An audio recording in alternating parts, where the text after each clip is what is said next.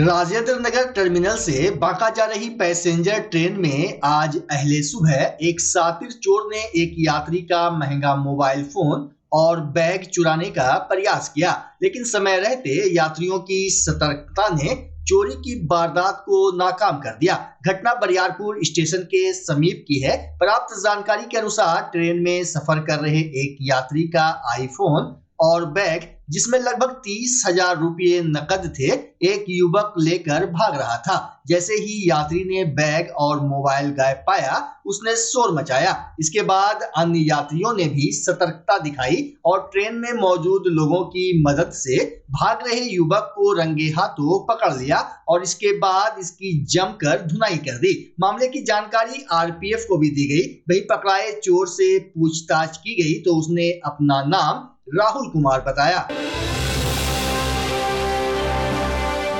1951 में पहली बार सबौर कृषि कॉलेज द्वारा महमूद बहार और प्रभा शंकर नाम के आम की वैरायटी रिलीज की गई थी और अब यानी 2025 तक तकरीबन 254 वैरायटी का आम बिहार कृषि विश्वविद्यालय के बागान में है। बिहार के भागलपुरी जर्दालू आम को भारत सरकार ने जीआई टैग से भी नवाजा है। वहीं नए सिरे से बीएयू द्वारा 12 वैरायटी के नए आम को जीआई टैग के लिए भारत सरकार के पास भेजा गया है। बिहार कृषि विश्वविद्यालय सबौर भागलपुर के कुलपति डॉक्टर डीआर सिंह ने बताया कि फिलहाल 30 की संख्या में नए आम की वैरायटी रिलीज करने वाली फ्रूट रिसर्च टीम के जिम्मे है। उन्होंने बताया कि आम की वैसी वैरायटी भी तैयार की जा रही है जिससे दिसंबर तक आम का फलन हो सकेगा। साल दर साल आम का फल देने वाले पेड़ भी तैयार किए जा रहे हैं जिससे 2000 से ज्यादा आम का फलन होगा। बीएयू के कुलपति ने कहा कि सिंधु नाम के आम की एक वैसी वैरायटी तैयार की गई है जिसे सीडलेस मैंगो भी कह सकते हैं। यानी समाज में जो एक कहावत है कि आम के आम और गुठली के दाम को भी छुटलाने वाली बात होगी, उसी तरह के पौधे भी तैयार किए जा रहे हैं। चूंकि बिहार आम के उत्पादन में राष्ट्रीय स्तर पर तीसरे नंबर पर है। बता दें कि 9.5 टन प्रति हेक्टेयर आम का उत्पादन बिहार में होता है, जबकि राष्ट्रीय स्तर पर आम का उत्पादन 8.8 टन प्रति हेक्टेयर है। देखिए, आम का जो वैरायटीज अगर हिंदुस्तान में सबसे पहले अगर लॉन्च हुई तो बिहार कृषि विश्वविद्यालय का ही देना है। 1951 में हम लोगों ने दो वैरायटी हमारे विश्वविद्यालय ने, यानी उस समय कॉलेज था, बिहार एग्रीकल्चर कॉलेज था, तो 2 वैरायटी पूरे देश को दिया। उसमें से महमूद बहार और प्रभा शंकर, ये 2 वैरायटी विश्व में पहली बार यहीं से रिलीज हुई है। और तब से लेकर के आज तक जो हमारे यहाँ वैरायटी की संख्या हो गई है हमारे बागान में, करीब 254 वैरायटी हमारे पास है, 254 वैरायटीज़ है। उसमें से हम लोगों ने कई वैरायटीज़ मैंगो की निकाल भी दी है और इसमें से करीब 10 से 12 वैरायटी ऐसी हैं जो बिहार के ही हैं। और उसको हमने, जैसा कि हमने जर्दालू का जीआई लिया था, जर्दालू मैंगो का, उसी सिलसिले में हम 10-12 वैरायटीज़ के ऊपर और काम कर रहे हैं जो जीआई के लिए हम लोगों ने ऑलरेडी अप्लाई कर दिया है। तो जैसे आज डिमांड, जर्दालू का डिमांड बाहर हो रहा है, हर जगह डिमांड आने लगी है, वैसे ही कुछ वर्षों के बाद ये जो 10 वैरायटी हमारी और हैं जो जिसका जीआई मिल जाएगा, उसका भी डिमांड बढ़ जाएगा। साथ साथ हमारा प्रयास ये है कि हमारे बागान में बिहार कृषि विश्वविद्यालय के जो बागान है, आर्चर्ड है, आज के तारीख में 254 वैरायटीज़ हमारे पास है और करीब 30 वैरायटी ऐसी हैं जिसके ऊपर हमारा काम चल रहा है। कुछ वैरायटी, जैसे कि आप सभी जानते हैं कि आम गर्मी में आता है और जून तक मैक्सिमम एक तरह से ख़त्म हो जाता है। हमारे यहाँ कुछ ऐसी वैरायटी ऑफ सीजन की वैरायटी आ रही हैं जहाँ हम सितंबर में भी हार्वेस्ट कर सकते हैं और दिसंबर में भी हार्वेस्ट कर सकते हैं। अगर हम दोनों को अगर मिला देते हैं तो करीब करीब मैंगो का सीजन राउंड ईयर हो जाता है। ऐसा हमारा फोकस है कि हमें राउंड ईयर आम अगर हम दे सकें लोगों को तो ये बहुत बड़ा एक अच्छा कदम होगा।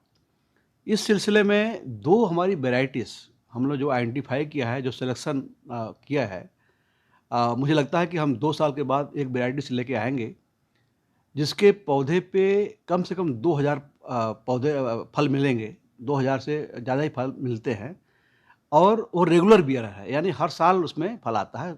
काफ़ी अच्छा साइज भी उसका है अभी हमने सिलेक्शन के नाम से उसको हम लेके आ रहे हैं, सिलेक्शन 1, 2, 3 के नाम से लेके जा रहे हैं।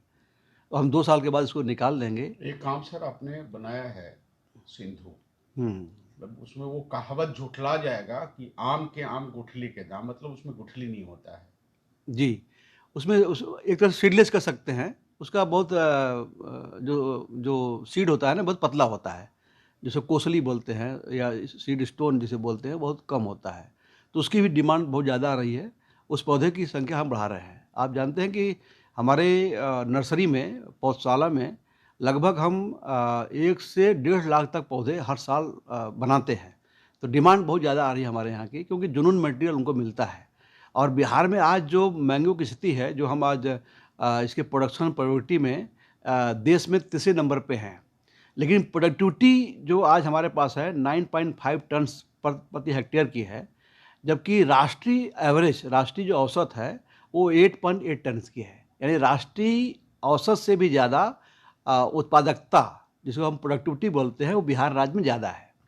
तो और इसीलिए हम अब आज बिहार पूरे देश में तीसरे नंबर पे हो गए हैं आम के मामले में। हमारा प्रयास ये है कि और हमारी जो वैरायटी है, इस वैरायटीज़ को हम लॉन्च करें, रिलीज़ करें, जिससे कि ऑफ सीजन में भी हमको आम मिलता रहे और पूरे वर्ष मैंगो का उत्पादन होता रहे और आम लोगों को आम खाने के मौका मिलता रहे। तो इससे हमारा जो एक्सपोर्ट होगा आम का, इन अन्य वैरायटियों के अलावा भी हम दूसरे देशों में भी इसको भेज सकते हैं। भागलपुर के महर्षि मेही आश्रम कुप्पा घाट में महर्षि मेही परमहंस महाराज के महापरिनिर्वाण दिवस को लेकर कार्यक्रम का आयोजन किया गया। इस अवसर पर बिहार, झारखंड, नेपाल, बंगाल समेत कई राज्यों के संत प्रेमी पहुंचे थे। आश्रम के संजय बाबा ने बताया कि 8 जून 1986 को 101 वर्ष 41 दिन की आयु में उन्होंने अपना शरीर त्याग दिया था। वहीं 101 वर्ष के संत महर्षि मेही परमहंस के निर्वाण पर्व के मौके पर भक्तों की भीड़ उमड़ पड़ी। कुप्पा घाट आश्रम पहुंचे श्रद्धालुओं ने महर्षि मेही के जीवन को याद किया। बता दें कि अखिल भारतीय संत मत सत्संग महासभा द्वारा कार्यक्रम आयोजित किया गया था। संत मत के वर्तमान आचार्य महर्षि हरिनंदन परमहंस जी महाराज एवं गुरु सेवी भगीरथ दास जी महाराज के तत्वाधान में निर्वाण दिवस मनाया गया। गौरतलब हो कि कुप्पा घाट के गहन गुफा में मार्च 1933 ईस्वी से नवंबर 1934 ईस्वी तक लगभग 18 महीनों की कठोर साधना फलस्वरूप महर्षि मेही परमहंस को निर्वाण मोक्ष मिला था। इधर संत महर्षि मेही परमहंस के निर्वाण दिवस पर दूर दूर से आए साधक ने 5 बार ध्यान और 3 बार सत्संग किया। वहीं गुरु सेवी भगीरथ दास जी महाराज ने बताया कि महर्षि मेही परमहंस महाराज ने अपने अंतिम उपदेश में कहा था कि सबका ईश्वर एक है। उन्होंने कहा कि महर्षि मेही परमहंस जी महाराज एक प्रसिद्ध संत थे जो अपने ज्ञान और आध्यात्मिक मार्गदर्शन के लिए जाने जाते थे। इस अवसर पर पूज्य प्रमोद जी महाराज, स्वामी सत्य प्रकाश जी महाराज, स्वामी निर्मलानंद जी महाराज, स्वामी विद्यानंद जी महाराज, स्वामी रविंद्र बाबा, स्वामी नरेशानंद बाबा, स्वामी गुरुनंदन जी महाराज, स्वामी नंदन जी महाराज, स्वामी विवेकानंद जी महाराज, स्वामी पंकज बाबा, स्वामी संजय बाबा समेत कई महात्मा उपस्थित थे। शरीर छोड़ने से पहले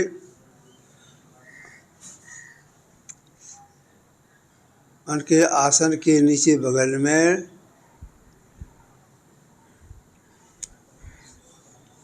संत मत के अध्यक्ष उल्लास चंद्र रोंगटा जी, पूज्यपाद संत शिवी जी महाराज, पूज्यपाद संत साई स्वामी जी महाराज और भक्त लोग थे।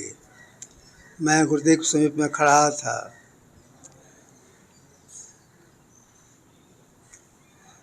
ये लोग आपस में कुछ वार्तालाप कर रहे थे। तो गुरुदेव संत कबीर की वाणी का माध्यम लेकर के बोले, सुकृत कर ले, नाम सिमर ले, को जाने कल की, जगत में खबर नहीं पल की।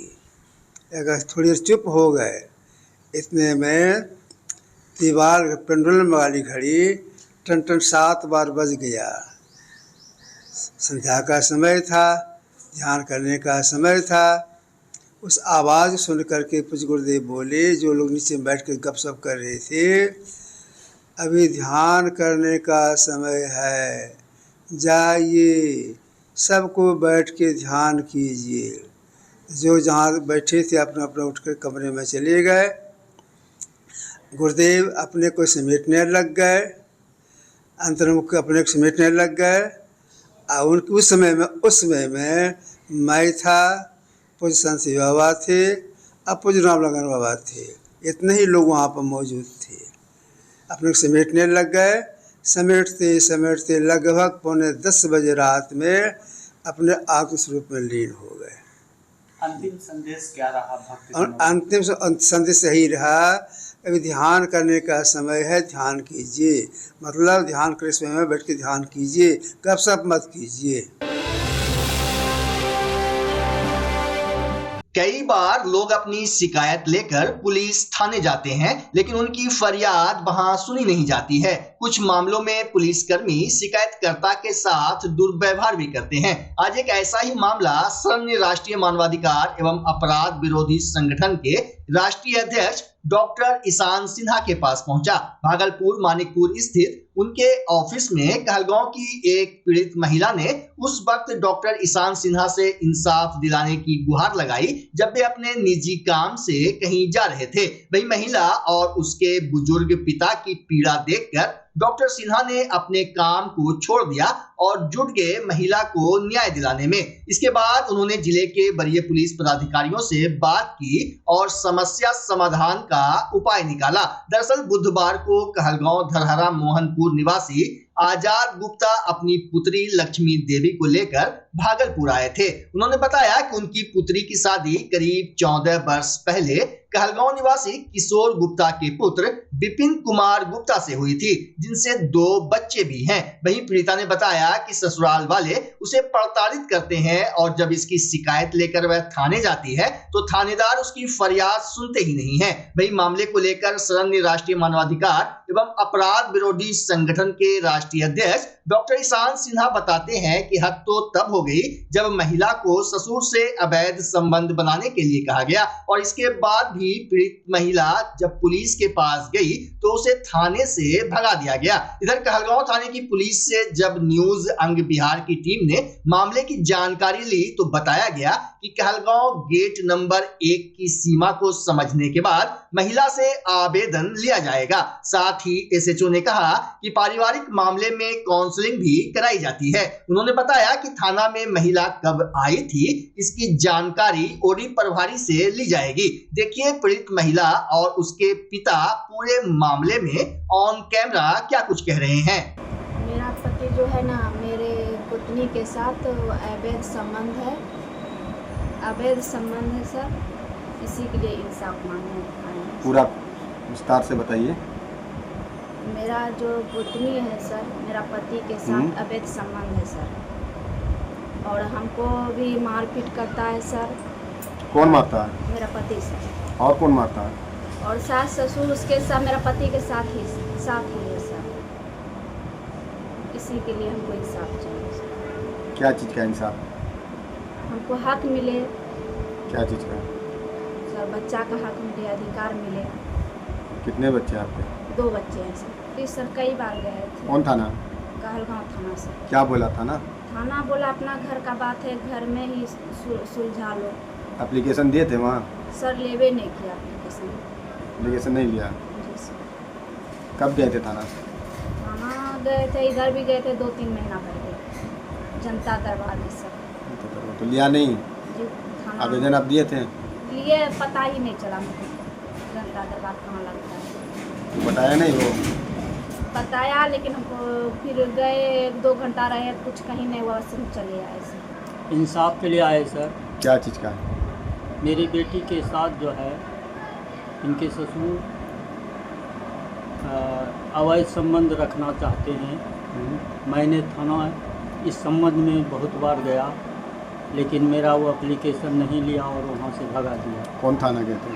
कहलगांव थाना गए थे। आवेदन नहीं लिया आपका? नहीं लिया। क्या बोला? बोला ये घर की मामला है, घर में ही सुलझ लो तो अच्छा होगा। और क्या बोला? उसके बाद वहाँ से हम फिर चले आए। अब लड़की के कौन हुए? हम लड़की के पिताजी हुए। आपका मकान कहाँ है? मेरा मकान मोहनपुर धराड़ा मुंगेर पड़ता है। कब कराए थे शादी? लगभग 1911 में हुआ, 2011 में। तो अभी क्या उनके पति क्या करते हैं? इनके पति बाहर में फैक्ट्री में दिल्ली में काम करते हैं। तो वो भी मारते पीटते हैं क्या? वो भी मारते पीटते हैं। और कौन मारता है? और उसके इनकी गोतनी है, वो भी गलम गाली और मारपीट करता है, बोलता है यहाँ से तुम भाग जाओ, तुम्हारे बाप का यहाँ कुछ नहीं है, जो कुछ होगा हम समझ लेंगे। और सास ससुर? सास ससुर भी यही बात बोलते हैं कि जो कुछ होगा, मेरे पास पैसा है, हर आदमी को हम खरीद सकते हैं। थाना जो आवेदन लेकर गए, कौन बोला आपको कि घर का बात है? वहाँ का सिपाही लोग और बड़ा बाबू सब थे। क्या बोला? खुल कर बोलिए। कि ये घर की मामला है, घर में ये सलट लो, आधी उम्र तो चला गया, आधी बाकी है। आज हमारे मानवाधिकार प्रधान कार्यालय में एक पिता जो लगभग 74 से 75 वर्ष के हैं, आज़ाद गुप्ता, अपनी पुत्री लक्ष्मी देवी के साथ हमारे कार्यालय में एक शिकायत लेकर आए। इनका जो शिकायत है कहलगांव थाना अंतर्गत, जहां पर इनकी पुत्री का ससुराल पड़ता है, ससुराल पक्ष के बारे में बोलने के लिए, उनके घर के बारे में बताने आए कि हमारी पुत्री को काफ़ी मारा पीटा जाता है और इनके पति द्वारा भी मारा पीटा जाता है, और इनके पति का, लक्ष्मी देवी पति का, परिवार में किन्हीं अन्य महिलाओं के साथ गलत तरीके से रहना और व्यवहार है, जिसको लेकर दोनों पिता और पुत्री कहलगांव थाना गए। ना ही इनके फरियाद को लिया जाता है, ना ही इनके आवेदन को लिया जाता है, इनका कहना है। दूसरा इसका ये कहना है कि हमारे पति, हमारे ससुर, हमारे सास शुरू में बहुत अच्छे से व्यवहार करते थे और बाद में जो है मारने पीटने लगे, और पति को भी जब बताया जाता है कोई भी बात घर के बारे में तो वो साथ नहीं देते, वो भी मारते पीटते हैं। ऐसे में लगता है कि मैं जान दे दूं, मर जाऊं, और बच्चे को लेकर के तब मेरे पिताजी के घर में चली गई। पिताजी का कहना है इनके कि हम इस शिकायत को लेकर के कई बार हम गए थाना सुनते ही नहीं है। चैनल के माध्यम से मैं शहर के एसएसपी हृदयकांत सर का आभार व्यक्त करते हुए ये कहना चाहूँगा कि आपके बारे में बहुत ही अच्छा हम लोगों को फीडबैक है, और इन परिवार को आपके द्वारा अवश्य मदद की जाएगी, मुझे उम्मीद है। दूसरी बात कि थाना को ये होना चाहिए कि कोई भी फरियादी आते हैं, अभी मुख्यालय स्तर पर भी डीजीपी साहब ने आदेश जारी किया है कि कोई भी मामला हो उसे सुने, समझे और कार्य करें। मानवाधिकार में भी मानव के हित के लिए लड़ाई लड़ी जाती है और उनकी बातों को रखा जाता है। जब कहीं नहीं सुना जाता है तो मानवाधिकार सुनते हैं। पूरे देश में लीची के उत्पादन की 50% हिस्सेदारी बिहार की है। भारत सरकार ने बिहार के शाही लीची को जीआई टैग भी दिया है। इसी कड़ी में बिहार कृषि विश्वविद्यालय सबौर भागलपुर के कृषि वैज्ञानिकों द्वारा एक सीडलेस बेदाना लीची का उत्पादन किया गया है। बीएयू के कुलपति डॉक्टर डीआर सिंह ने बेदाना लीची की खासियत को देखते हुए इसे जीआई टैग के लिए भारत सरकार के पास अनुरोध पत्र भेजा है। बेदाना लीची का साइज शाही लीची से भी बड़ा है और पल्प की मात्रा भी ज्यादा होती है, जबकि बीज यानी सीड स्टोन बिल्कुल छोटा है। कुलपति डॉक्टर सिंह बताते हैं कि बिहार कृषि विश्वविद्यालय सबौर में बेदाना लीची के मदर प्लांट की संख्या पहले कम थी, अब उसकी संख्या बढ़ाई जा रही है। पहले 50 की संख्या में बेदाना लीची का पेड़ था, अब बीएयू का फ्रूट रिसर्च विंग 250 से 300 पौधे तैयार करने में जुट गया है। चूंकि शाही लीची का डिमांड और बाजार में कीमत ज्यादा मिल रही है, उसी कड़ी में जब सीडलेस बेदाना लीची तैयार होकर बाजार में आएगा तो उस लीची का भी बड़े पैमाने पर एक्सपोर्ट होने लगेगा। देखिए, हमारे बागान में जो आपने सीडलेस लीची की बात कही, बेदाना लीची की बात कही, इसके मातृ पौधे जो मातृ वृक्ष जिसको बोलते हैं, एक कुछ संख्या कम थी, लेकिन अब हमने संख्या काफ़ी बढ़ा दिया है। एक बड़ा आर्चर्ड भी बना रहे हैं क्योंकि इसका डिमांड बहुत ज़्यादा है, और डिमांड इसलिए ज़्यादा है कि इसका सीड बहुत पतला होता है और इसमें पल्प परसेंटेज बहुत ज़्यादा होता है। तो इसको डिमांड को देखते हुए, क्योंकि इसका जो प्रोपोगेशन होता है, जो मल्टीप्लिकेशंस होता है, ये एयर लेयरिंग से होता है। तो चूँकि मातृ पौधे जो मदर प्लांट हैं, हमारे पास संख्या कम थी, तो हर साल करीब 40 से 50 पौधे ही हम तैयार कर पाते थे। अब हमारे पास जो मदर प्लांट का ब्लॉक है, करीब 50 पौधों का एक बहुत बड़ा ब्लॉक हम बना रहे हैं। ऑलरेडी हमने प्लांटिंग कर दिया है। करीब ये 3-4 साल के बाद अब ये जो पौधे और बड़े हो जाएंगे तो इससे और हम पौधे बढ़ा सकते हैं। तो उस समय करीब 4 साल 5 साल के बाद हर साल हम 250 से 300 पौधे हम तैयार करने में सक्षम हो जाएंगे, क्योंकि इसकी बहुत ज़्यादा डिमांड हमारे पास जहाँ भी लीची ग्रोइंग एरिया है उसकी डिमांड दिन पर दिन आ रही है। और इस लीची को, जैसे शाही लीची है, हमारा एक लीची है, और शाही लीची को हमको जीआई भी मिला हुआ है, और जीआई की वजह से और जो लीची का बिहार में जो आच्छादन है, जानते हैं करीब 50% पूरा देश का जो उत्पादन होता है वो बिहार में ही होता है, और उसमें वही शाही लीची एक अच्छी हमारी वैरायटी है। अब हम उससे भी अच्छी वैरायटी जो हमारी सीडलेस लीची है वो आ रही है, लेकिन हमारे पास पौधों की संख्या बहुत कम है। इसलिए हमारा पूरा फोकस हमारे विश्वविद्यालय का ही रहा है कि कैसे अधिक से अधिक हम पौधे तैयार करें और अपना एक बड़ा बागान तैयार करें।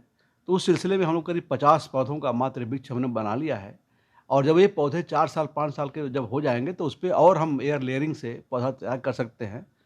तो 250 से 300 पौधे हम 4 साल 5 साल के बाद अपने बिहार के लोगों को देने में सक्षम होंगे, और एक समय ऐसा जब आएगा तब उसमें बेदाना भी यहाँ से बिहार से एक्सपोर्ट होना शुरू हो जाएगा। ये हमारा बहुत बड़ा टारगेट है इसके लिए।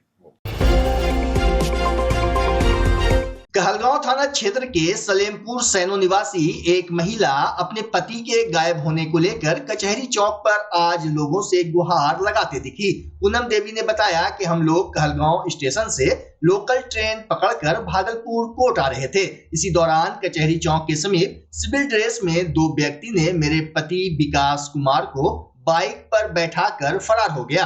मेरा पति गायब यहाँ आया, यहाँ से ऐजा से कचहरी चौक पर से मेरा पति को उठा लिया, मोटरसाइकिल पर बैठा के लेके चला गया। कॉलर पकड़ लिया और कॉलर पकड़ के मोटरसाइकिल पर बैठा लिया, एगो पाछू में एगो आगू में, बीच में बैठा के बस लेके चला गया।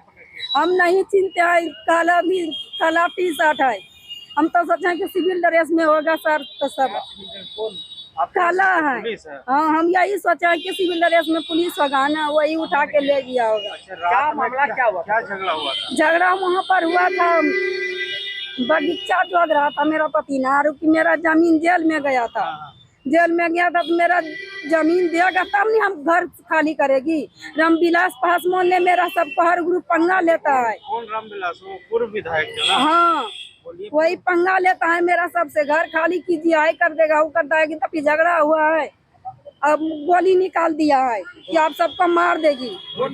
तीन का घर है तो सब इसको दबा देगी, यहाँ से भगा देगी। आज मेरा सरकार ने दिया तब नहीं कहाँ जाएगी हम सब। रहता है पूर्व विधायक? हाँ, वही ने। क्या नाम रही आप?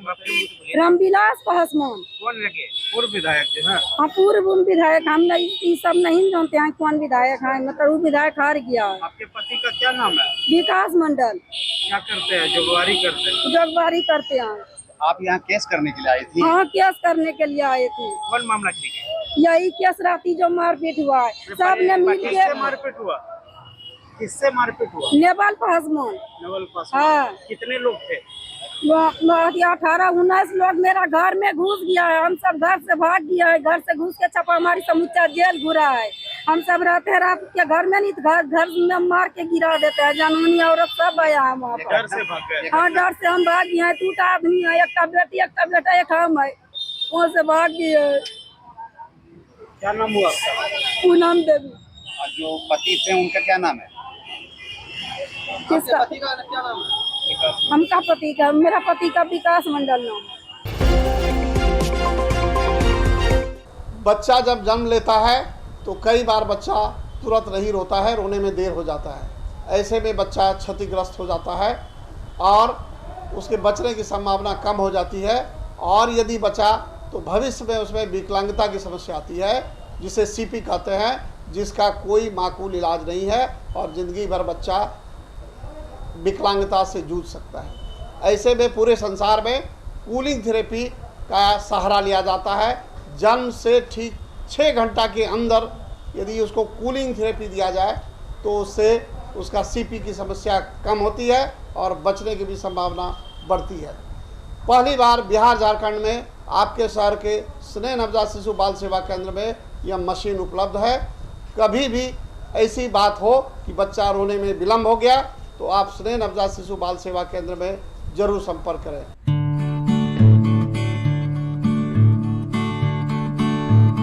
घर शिफ्ट करना हो या ऑफिस रीलोकेट करना हो, मेक माई शिफ्ट के साथ अपने सामान को सुरक्षित पहुंचाइए कहीं भी कभी भी। मेक माई शिफ्ट देते हैं residential and office relocation, long distance relocation, heavy machine shifting, packing and moving, international and intercity moving, car transportation जैसी ढेरों best services. Make my shift packers and movers. For bookings call 8298-181-018 या log on करें www.makemyshift.in।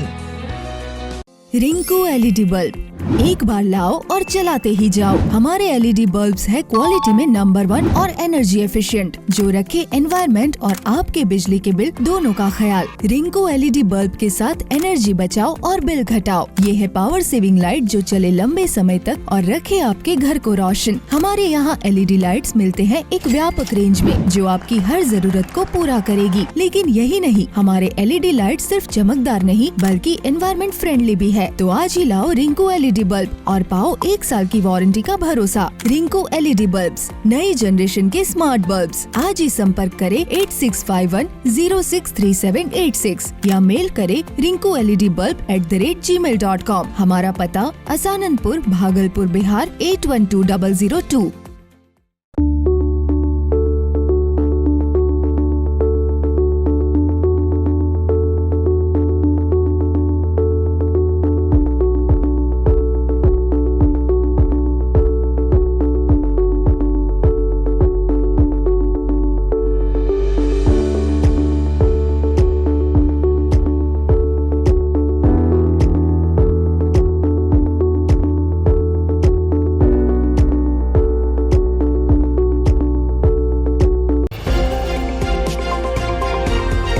Vaishali के जिलाधिकारी यशपाल मीणा ने विकास योजनाओं की जमीनी हकीकत जानने और आयुष्मान कार्ड निर्माण की स्थिति का निरीक्षण करने लालगंज एवं गोरौल प्रखंड के विभिन्न पंचायतों का दौरा किया। इस दौरान उन्होंने आयुष्मान योजना के तहत कार्ड निर्माण की स्थिति का जायजा लिया। साथ ही नल जल योजना, राशन कार्ड योजना, प्रधानमंत्री आवास योजना, आंगनबाड़ी केंद्र सहित अन्य कल्याणकारी योजनाओं का भी निरीक्षण किया। निरीक्षण के दौरान जिलाधिकारी के साथ विकास आयुक्त कुंदन कुमार, एसडीएम सदर राम बाबू बैठा समेत अन्य विभागीय एवं स्थानीय अधिकारी उपस्थित रहे।